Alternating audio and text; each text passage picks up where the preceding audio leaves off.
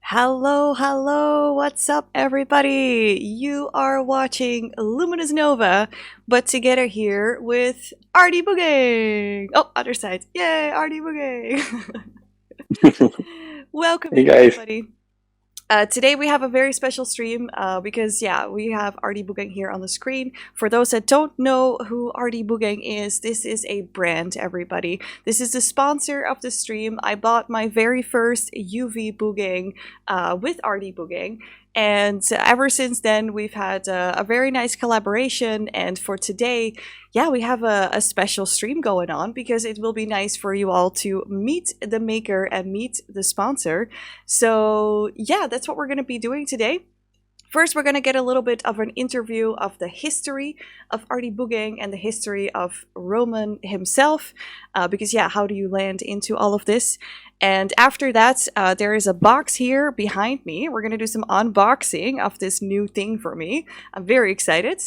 And after the unboxing, yeah, we're going to have a question and answer. So if you have any questions, if you have any ideas, save them for the second hour.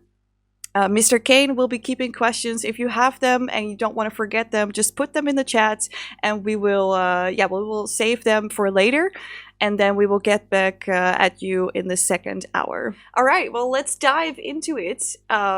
Roman, who are you? Where do you come from? How did RDBuugeng get started? Start at the very beginning. Okay, not like your birth, like just the beginning. Okay, so hi everybody again. My name is Roman. I'm the owner of RDBuugeng. So these kind of bad boys are from us, but you probably know that. And the short version of my story is around 2010, I started to juggle. I discovered a group of jugglers around me, and I joined these guys, and I was just mesmerized by the art. So back then we started doing light show, fire show, and I just fell in love with that, and I saw my future in it. And I was also doing the photography and a bit of graphic design and so on, but I knew that I just want to dive into juggling.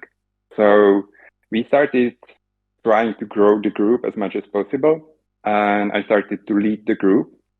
And we are doing shows for actually 10 years. So I performed over 1,000 shows, fire shows and light shows.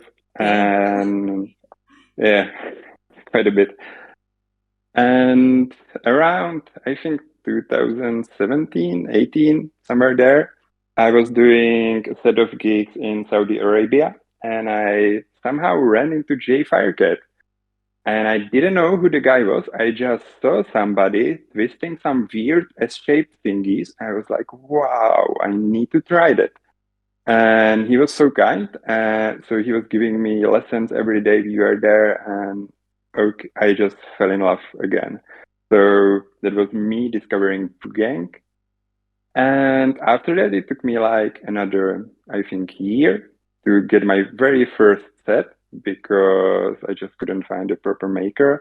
Still, I wasn't happy with the Boogengs the maker, as far as I know, he isn't on the market anymore. It was I actually not sure, but it wasn't any of the big makers. And I still wasn't satisfied. I also managed to get my first LED Boogengs, and I was super afraid that I would drop them or do something to them. So I wanted something that was similar to the shape of Flytoys Boogeng because it was my first LED Boogeng. And when I talked to the Lightoys people, they were like, yeah, we are not planning to do like practice version of our Boogeng, but if you want to do it, like we are more than happy to help you with that. So we started to talk about it, and that's how I started to make the Boogengs actually. So that was like super short version how I managed to get myself to start making boogangs. So yeah. Yeah, so you went from juggling to boogeng, Yeah. and then it was like, Yeah. there is just no prop for me that I can practice with because the LED props, yeah, you gotta really be careful with them, everybody. It's like if you drop them, they break and it's very expensive. So now, yeah, Yeah. now there is a practice version out there. And can you also let us know because most Bookeng, at least my first Bookeng, had magnets in it. So like, what did you do there? Did you Are there Yeah. magnets in the LED version, or like did you how is that for you? So because my background is I used to be a juggler, so I throw things around me all the time. I used to juggle balls, rings, clubs. That was like my main thing back in the days. And when I started to do boogangs, it was in the beginning. It's super hard to nail the basics with boogangs. Just to learn the finger spinning, it's like when you're used to throwing stuff, it's super different thing. And of course, I started to also throw the boogangs around. And whenever I dropped my first set, it was magnetic. So they always separated into pieces. And I try to practice outdoor as much as possible. And I usually practice in a park. And like I thought that if they would drop on the grass, it would be okay. But they always manage to collect some kind of microdust, something that stick to the magnets. So when you pick them up from the ground, you have to clean the magnets, then put them together. You have to repeat the thing with the other piece if you manage to drop both of them. And I usually manage to like drop, of course, both of them. And it was so frustrating for me that I knew that I want to have like one piece bookeng, like solid, rigid bookeng that doesn't separate into pieces, because that was more important for me as a juggler than to have like better experience while I'm traveling with the bookeng. Because I just want to enjoy the practice, and I just want to be sure that the prop that I'm using is there for me. I don't have to take care about it as much, and I can just use it and focus on my skill and developing and progressing and so on. So I knew from the beginning that I wanted to create a solid bookeng, non-foldable, non-magnetic, and there weren't that many people that were doing this. And yeah, so that's my journey to non-magnetic bookeng. Yeah, I mean that's also why I came to you, because I had my first pair of Bookeng was with the magnets, and I hated it. I couldn't get the finger spinning done without like them snapping together and then like unhooking them, and it just really broke my flow. So I was really happy to hear that you didn't have magnets in them. And yeah, so you started your company with like RDBuugeng. So was it your intention to only sell Bookeng? Um, Actually, my intention in the beginning was not to sell boogengs at all. So when I was developing the RDBuugeng didn't boogengs, want to sell Bookeng. yeah, I was developing them actually just for myself because I just wanted to fix the problem that I have. And just by an accident, I ran into Manuel Maes at Phoenix Fire Convention in Germany, where I was spinning my wooden boogengs. And he ran to me and he was like, "Hey, where did you get those?" I was like, "Hey, I actually made them with my wood guy. I'm not that handy, so I always had a wood guy next to me." And he tried them and he really enjoyed them. So he was my first customer before the RD Booging started. And when I saw his passion about those Boogangs, I was like, okay, so I might have something here. And I was still thinking if I should like push it or not, if I should start to do something about it. And it took me a bit of discussion with Light Toys as well, because I wanted to be sure that the guys are okay with me selling this because originally it's their design, it's their shape of Boogeng. So once I got their approval, I also got Manuel's feedback on them. And then COVID started and I got bored and RD Boogeng was born. So yeah. Okay, okay. So, yeah, for those who don't know who or what Light Toys is a company that sells all kinds of flow props with LED lights in them. They're fully programmable and everything. So it's really like where to go for the LED. And yeah, so they didn't have a practice pair, and so yeah, Roman, you made one yourself, and then yeah, it got picked up. That's usually how it goes. And well, now in the store there are many different props, but you did have the name RDBuugeng. So yeah, at some point you started like diversifying. How did that go? Yeah, it was kind of unexpected. Like I didn't plan the thing that happened. Originally, like my vision was I want to sell book games. That's it. Yeah. I wanted to give something back to the community. I thought that the kind of book game that we were making was unique enough to stand on its own in a shop. And then I kind of started to enjoy the progress of developing the product and creating the website and selling it, creating content for it, and so on. So much that I was open to more ideas. And then the next product was our half gang. Um, it was based off Flowfin, and I saw the potential in the product, but I had the need to design it differently because yeah, I just needed to approach it from slightly different point of view and redesign the basic geometry slightly. And that's how Halvgang was born. So that was our second product. And I believe it came like 1 year after we launched the RDBuugeng. And just to get the better idea, RDBuugeng right now is slightly over 3 years, or so we are 3 years on the market.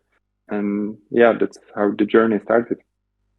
Yeah, because you also mentioned to me that you started RDBuugeng in the pandemic, like during Yeah, the pandemic, right? So like how did that go? Were there any customers or was everything just like fully dead?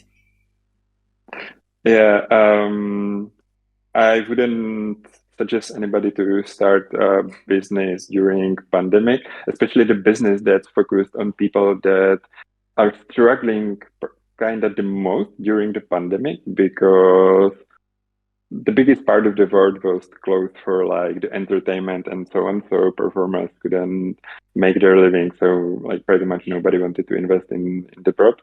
And so yeah, I was like, hey, if I can start it now and survive with this, um, then I think there is a potential in the future. So I was like, my idea was, hey, if I can do it right now, and early game can survive for a few years, and I can enjoy the journey and develop it somewhere, push it somewhere, then yeah, then I think I'm on the right path, and so that's how it started. But definitely the beginnings weren't easy during the pandemic.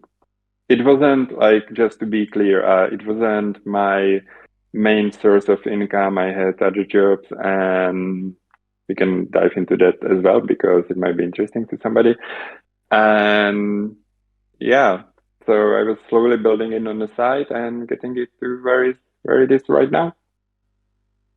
Yeah, very nice. Yeah, indeed. Yeah, I was gonna ask, what do you do besides RDBuugeng? Yeah, so I mentioned that I had my own group of jugglers, and we were performing till 2020 for 10 years. And back then, it was I was kind of burnt out after 10 years and thousands of shows, really guess so. So I needed a change. And we were based in Czech Republic, and our main competitor here is Pyrotera Lightways. And I knew the guys, and we were in touch. So after I ended my business, my group, I was like, okay, so what can I do? So I contacted the Lightways Pyrotera team, and we had a chat, and we decided to try to cooperate. So I like Pyrotera Lightways, for those who don't know them. It's like one brand divided into two divisions. One division is Lightways. So Lightways is the part of company that's developing the amazing LED products that I believe quite a lot of you know. And Pyrotera is the group of performers that are doing crazy good shows. So I was helping to both of those divisions of the company. And my main focus was creating visual stuff. That's probably my main passion in life in general. I love to play And with light. I love to, yeah. what do you Sorry? exactly mean by visual stuff? Because for me, visual stuff is my Yeah. lighty wand. That's a visual wand, you Okay. know? Okay. So, like, Yeah. Good what do point. you mean with visual stuff? So for me, what visual means is I love to create things that others can see. It can be photography, it can be video, it can be website, so it can be anything that you can look at. So that's what visual means for me. And that's also what I have been working on for Lighthouse and Pirater, especially for Lighthouse. So pretty much all the promo videos for the new prop that they have been developing for past 3 years. I was somehow involved in that. Most likely, I have been managing the whole project from start to finish, creating the like the vision for it, getting the proper team to it, booking the artist, filming it with the crew, of course, getting the location, editing it, and so on and so on. So yeah, that was super crazy ride with them, and I learned so much. So yeah, also like getting the possibility to see how such a huge company as Lighthouse can operate, and especially I love how they are focused on pro consumer and how like they would do anything they can do for artists, help them out and listen for their feedback and so on, and also how it's important for them to create beautiful things with their product. Um, yeah, working with them was really a blast for me. So yeah, that was it for like 2, 3 years, I think. And then I felt that I needed a slight change in my life, and I focused more and more on RDBuugeng because it became sustainable finally. Yay! And yay, we got there. But I also have one more client, to be honest, that I work with sometime, and so I'm creating that's one company, and that I'm creating visuals for them, but it's completely outside of the flow art world, and I don't want to bother you with that. But yeah, my life is just filled with creating visual stuff. So yeah. Yeah, nice. Yeah, you also told me that that's also like your favorite part of RDBuugeng in one of our earlier conversations, right? You really like the Yeah, whole promoting and the making of the photography and the video material for it. yeah, definitely. I grew up as Um, just before I started to juggle, back before 2010, I used to be a photographer and designer. So it's in me since the beginning. I just had need to create something. So here I managed to like combine both of those passions. So I'm able to keep creating stuff, keep shooting pictures, keep shooting videos. Fun fact, I hated shooting videos. It's it changed like 4 years, 5 years ago. I slowly started to like learn more about it, and I realized that a lot of the stuff that I learned about photography, I'm also able to use in shooting videos. So yeah, it was a bit of journey there, but lately I realized that the world is more about video than the pictures. So, and especially with this kind of art that we are doing, you just want to see the things in the motion. So yeah, Yeah, yeah, true. Especially flow yeah, arts, it moves. And well, when I got, I have a few props from Light Toys. When I got the card, I also saw that it was you on the card. So how is it for you to like run the entire production and then also be like the model? yeah. It was definitely a special experience. It was uh, the the Boogeng videos that we did were two last big projects that I did with Lighthouse, and yeah, it was pushing it a bit to the extreme for me because I'm like so honored for the possibility to create these two videos and the fact that they like approved my vision, my concept, and I just could create like my dream project. And we filmed two videos for those of you that don't know. One of them was a solo video with me using FT2 Boogeng, and the other one was me and Manuel Mas doing duo flow video. And both of those videos, like the vision in my head was hey, I want to create like two different vibes of the video. So one was I I like darker minimalistic stuff. So that was the main video with me, the solo video. More moody, more yeah, like, more raw. Atmospheric. I would Yeah. say Okay. yeah, something like that. And also, like 2 years ago, I fell in love with Apache, the music artist, and I just knew that I had to create something with him, and this was the best project for it. So that was like all of my passions coming together. Like that was an amazing project. Yeah. But Wow. also on the other hand, like the full preparation that led into it, like getting approval for the place. We created a costume for it.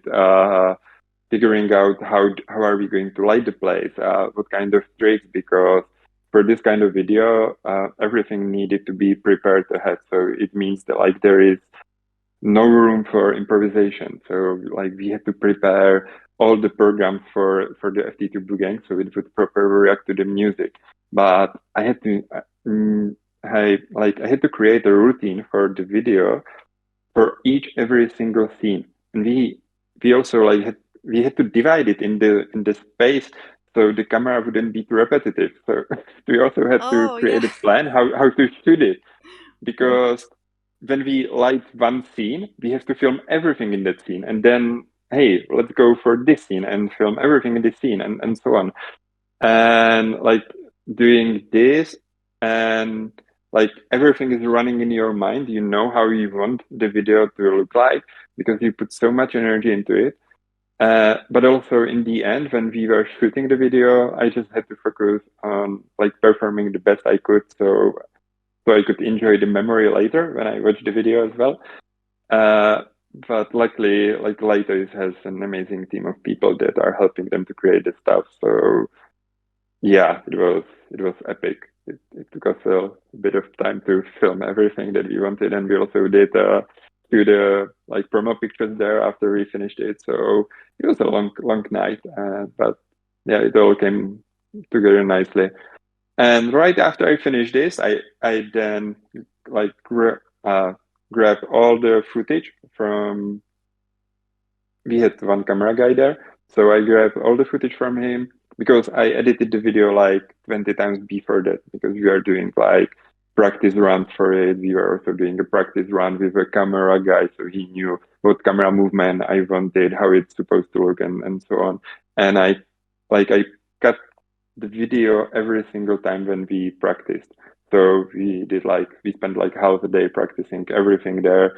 We filmed it. I got the practice version of it. I cut the whole video. We saw how it looks, if the vibe of the video is correct, if it's what we are aiming for, if it's the right direction, if there is something that we want to if we want to throw away some trick, if we want to exchange it with some another one, if there is something like super hard, is there a way how we can help me perform it the best I can? Like, is there a way, can we like remove some blinking so it's easier for me to balance it, or can we add some blink so it helps me hit something in the music more properly, and so on.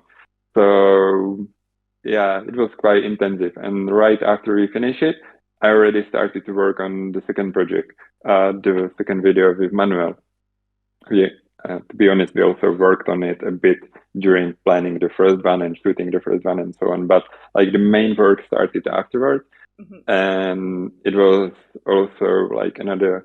I love working with Manuel because there is he's a special guy, and like the way how the two of us spin together and like how we are able to create concepts and visions and ideas, it just somehow naturally works super effectively. So it's always fun to create with the guy. And when we are trying to figure out a location for it and the vibe to make it slightly different, um, Carol, it's the owner of Lighthouse, he suggested, hey, how about some garden, some Japanese garden? So I started to do research about Japanese garden in Czech Republic, and I managed to find one garden that was hidden, and it was not accessible by like general public. So I couldn't, because it was a private garden, and the person that created the garden, he built it around his house. Oh And wow. yeah, and he's not allowing like anybody to see it. Like sometimes some people can come if he agrees to, but there is a fence around it, so you're not able to see it from outside. And nobody will And know unless about it you, as well, yeah. yeah, yeah, exactly. And unless you know about it, you have no idea that it's there, because it's like a super small village at like upper north part of Czech Republic. And yeah, so I get in touch with the guy. I managed to find like three for Japanese gardens, but I knew that I just need to create it in this one, because from the pictures that I saw, it was like breathtaking. Uh, so I managed to have a phone call with the guy, and we did it for like 1 hour. And I explained him the vision, and I also explained him the backstory of the Bugen.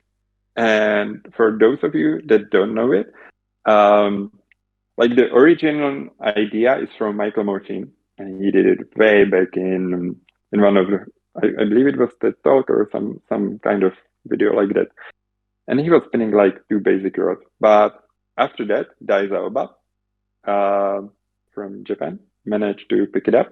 So I also somehow mentioned this to the Japanese garden owner. I was like, hey, it would be so beautiful to create something in its more natural habitat, and like to give back, to die, and create something in that style, because um, yeah, I believe that all of us, we kind of owe die, because he's the one that pushed Boogangs to where they are right now. And without him, we wouldn't have this amazing hobby. And can Uh, you elaborate on that a little bit more for the people that have no idea about the history? uh, yeah, sure. But How was let's it probably, pushed into where it was going? yeah, I will quickly finish the making of the video with Yes. Manuel, and then we can dive a bit more into the Boogang. Yeah. Um, so I just, because Boogang, as we know it, has roots in Japan, thanks to Dai. I wanted to create something in that style, in that vibe, and also we wanted to, for the second video, to be more colorful, more like more happy, more flowy. I don't know, like yeah, like raw, moody versus happy. You get the idea. Okay. And so the garden owner, he says, okay, let's meet. So I drive like 1.5 hour or 2 hours to him. He shows me his garden. I bring my wooden boogangs with me. I show him what I can do with the boogangs. And he's like, okay, let's do it. I was like, oh, yes. Wow! Yay! The booking did So, it. yeah, yeah.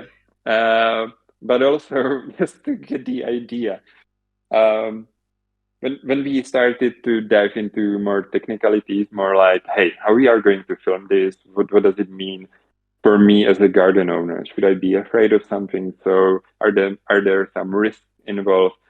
And then he starts to take me around the garden, and he's like, hey, there is like, okay, we have a bonsai tree here. That's quite thematical. And he's like, hey, this, not this one, but hey, this bonsai tree right here, it costs like 3,000 euro if you damage a branch on it. I'm like, okay, so we are filming during the night. There is a small possibility that we will drop something, that we will do something. Also, since he was living in a small village, it was um, in the evening there was some like water on the ground. I don't know how to properly say it. So it was a bit more slippery during the night. Okay. So like everything was going against us. I was like, hey, so is there a way how we can insure your garden? Is there something we can do like to go against it? Like I promise that we will do our best not to break anything, but I see that this is your passion project, this is your life project, and he was creating the garden for 20 years or 15 or something, like for crazy long. And so I was like, okay, I don't want to do anything to the garden, but I also want to create the best project possible. So we were trying to figure out how to do this properly. And like, so we figure out a way, we planned like all the details, we plan like exactly where all the lights will be, where the shooting locations will be, because it was around his house. So we created in the end 4 or 5 scenes, I think. And and also I promised him that when we were shooting, there will be only me, Manuel, and 2 other guys. So we went as hardcore as possible. So there wouldn't be too many people walking around and possibly causing some damage to something. Yeah. So yeah, we pushed it. The team was as small as possible. And we started shooting around 9 p.m. And he was there the whole time watching, like assisting us. And helping us with anything we needed. And the original deal was that we planned to finish around 1 a.m. at the latest. Do you want to guess what time did we finish shooting? Well, I would like to guess that you stayed until the sun rose again and then had beautiful content from that. Yeah, that's Yes, actually what yes, yes. happened. We, Oh my God. yeah, we when we were shooting the last scene, and by last scene I mean like last setup of scenes, and we already started to see light slowly coming up. And we were like, no, like we have to push really hard right now. It was like 5 in the morning. We were already shooting for like 7 hours, I think. Yeah. We could saw the light slowly growing up, and we are like, if it's going to affect the date, like the visual side of this scene, the scene is like in the multiple parts of the video, so it will affect the whole video. So we pushed as much as possible, and also it was the final scene there, the hardest one, like with the 3D crazy stuff that we were doing with Manuel. But in the end, we managed to do it. We managed to like capture everything we needed. Yeah, but it was one of the hardest shoots that I did ever. Then we had to pack everything and drive 2 hours back to Prague, Oh and wow. yeah, yeah. Damn, it So sounds so I intense. Oh wow. But like, did you guys break yeah. anything, or was it like just some footsteps in the grass? No, we didn't do anything. Like the Woo! whole garden survived. And also in the last scene that we were shooting, I wanted to push it a bit. And I don't, you probably, it's a small detail in the video, but there is one scene where I'm looking straight into a camera. I have my hand like this, and the boogeng flies into my hand, and I just grab it and start spinning it. If I wouldn't catch it, there was a whole set of bonsais, and it was Oh. like around 4 in the morning. So I went to the owner of the garden. I was like, "Hey, we have like an easier way how to do this, but I really want to go for the hard way. But I'm like already super tired, and there is a small chance that I will mess up, and the boogangs will fly into this bush, the bonsai, and some stuff that you have here. Are you okay with me pushing it? Like, I want your approval. Let's like, if you are not okay with it, say to me right now. I will figure out an easier way how to do it. But if you trust me, and if you are okay with it, then let's push for the harder version. We went for it. In the end, I believe we had to do it like 5 times. And like the worst part, those those of you that juggle, you know that you always have to look at the top where like all the props that you are throwing. You just need to see the top. You never look at your hands, because that's the hardest thing that you can, because the object, it will enter your point of view at the last possible moment. So you always want to look at the furthest point that the object you are working with is entering, because then you like your brain, it understands the path, and it's super easy for you to put the hands in the proper place. But like when the booking is just flying in your hand, it's yeah. That's another thing that I wouldn't suggest anybody to do. Like if there is some private, if there is some in general expensive thing, don't grab your bookings like this, please. Just don't go for it. Okay, pro tips So here. Pro there, tips here. yeah.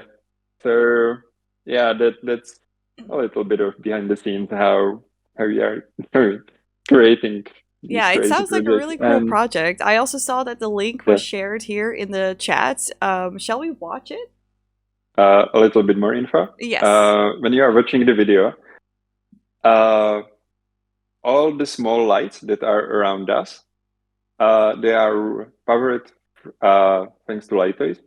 So they are like FT chips. We curated custom super small lights that we can put like super close to the bonsais, behind the bonsais, and so on. And yeah, just watch the video. I just wanted Yeah. to Okay. throw in Okay. a Okay. little bit Let's more see it. Let's detail. see it. Yeah.